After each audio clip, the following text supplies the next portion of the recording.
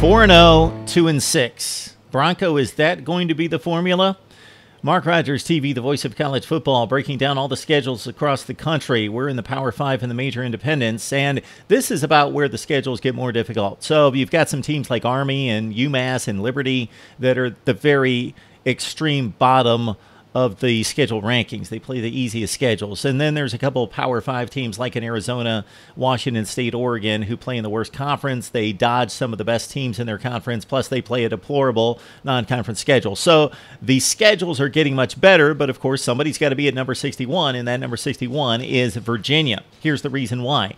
They do play in a decent division, but if I was going to rank the divisions, and I won't do it right now, the Coastal's near the bottom, mid-range. Miami's gotten better. Virginia Tech's decent, and then you've got a lot of marginal schools, including Virginia, but they don't play themselves. So they've got the Coastal Division. Of course, in the ACC, you miss the entire other division, excluding 2 teams. So you play 2 teams in the other division.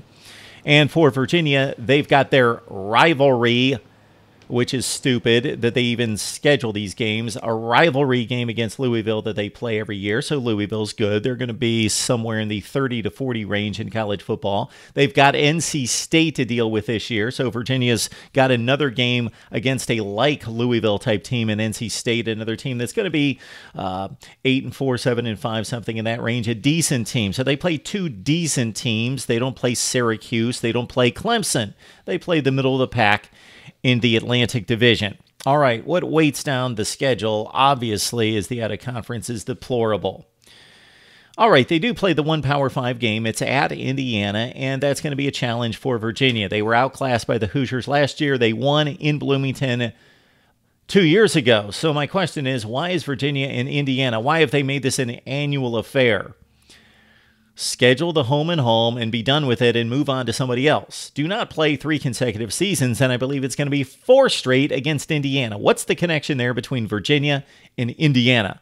It's not like they're playing Maryland 4 consecutive years or somebody regionally that would make sense. Maybe a West Virginia, Virginia. That would be a great non-conference game. When do they ever play? They don't play.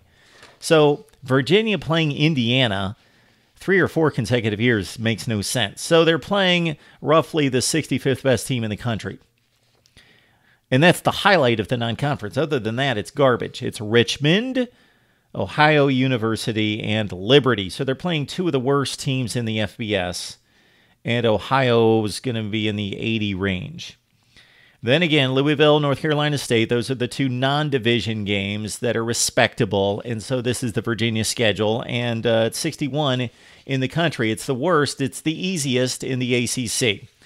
We rank all the schedules, then we come back with previews and predictions right here at Mark Rogers TV. And if you love college football, you've got to like, comment, and subscribe right here at Mark Rogers TV.